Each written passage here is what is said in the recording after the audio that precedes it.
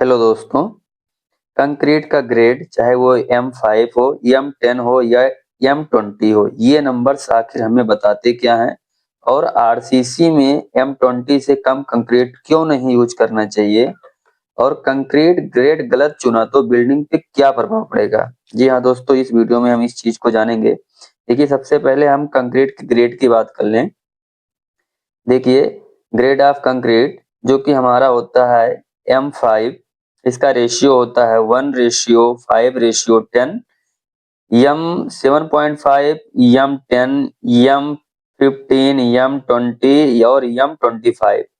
ये देखिए, ये हमारा जो वन होता है, वन पार्ट्स, या कह लीजिए कि एक बैग अगर हमारा सीमेंट रहेगा तो उसमें 5 बैग हमारा रहेगा सैंड और 10 बैग रहेगा हमारा एग्रीगेट।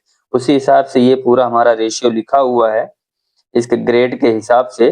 बाकी जैसे कि अगर मैं आपको बताऊं, ये जो हमारा M5 ग्रेड है, ये सबसे लो स्ट्रेंथ का हमारा ग्रेड माना जाता है। अब देखिए, ये इसी से आप जैसे जैसे ऊपर जाएंगे 7.5, 10, 15, 20, 25 या इसके ऊपर भी जो हमारे ग्रेड्स हैं, ये इसी हिसाब से ये हाई स्ट्रेंथ वाले हमारे सारे ग्रेड्स हैं। अब बात करते हैं कि इन सब का यूज कहाँ कहाँ होता है। देखिए, M5 का यूज हमारा होता है लेवलिंग के लिए, पीसीसी होता है, इसका पीसीसी किया जाता है। उसके बाद में M7.5 का ये भी पीसीसी के लिए यूज होता है, फ्लोरिंग बेस के लिए। और M10 का भी यूज हम पीसीसी के लिए करते हैं, पाथवे के लिए, जैसे कि फुटपाथ हो गया या ड्रेनेज के नीचे बेस प्रदान करने के लिए भी हम इसका यूज करते हैं। उसके बाद में हम आ जाता है M15 कह लीजिए, इसका हम पीसीसी करते हैं नॉन स्ट्रक्चरल के लिए, पीसीसी के लिए ये भी यूज होता है। इसके ऊपर आ जाता है M20, ये स्लैब बीम कॉलम के लिए इसकी ये कंक्रीट यूज की जाती है। M20 आता है आरसीसी फाउंडेशन के लिए यूज की जाती है। जिस जिस प्रकार से हमारा फाउंडेशन होता है उसी हिसाब से ये हमारा यूज किया जाता है, या कहीं कहीं इससे हाई स्ट्रेंथ वाली भी, चाहे वो M40 कह लीजिए या 30 कह लीजिए, पीसीसी इसके आरसीसी फाउंडेशन के लिए ये कंक्रीट यूज की जाती है। बाकी M25 के ऊपर जैसे आप जाते हैं, ये सब मिक्स डिजाइन हो जाता है। साइट का लोकेशन के हिसाब से, वहां पे किस प्रकार का वेदर है या वहां पे किस तरह का कंक्रीट चाहिए, उस हिसाब से ये डिजाइन होती है।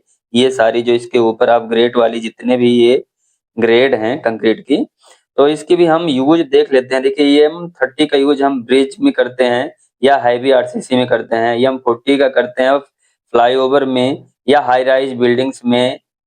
उसके बाद में M45 है, ये प्री स्ट्रेस कंक्रीट होता है।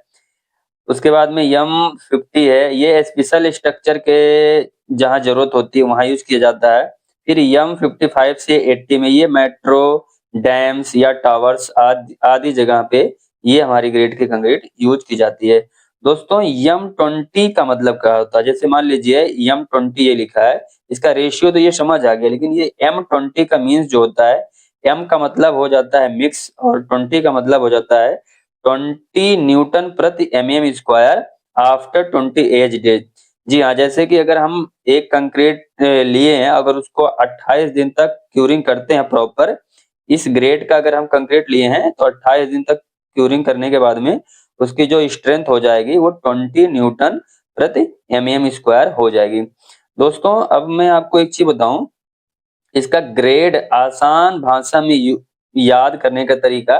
देखिए, सबसे आसान भाषा में याद करने का तरीका है, M5 अगर है तो यहाँ पे सीमेंट तो 1 लेना है, सैंड को 5 ले लो और एग्रीगेट को 5 का 2 गुना कर दो 10।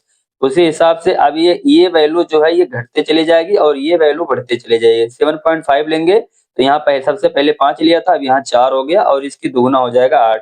10 लिया तो ये 4 था तो ये हो जाएगा 3 और ये हो जाएगा 6। अब यहाँ पे 15 आ गया तो देखिए, यहाँ पे 3 था तो ये 2 हो गया और ये हो गया 4। इस प्रकार से इसकी वैल्यू आप याद कर सकते हैं 25 तक।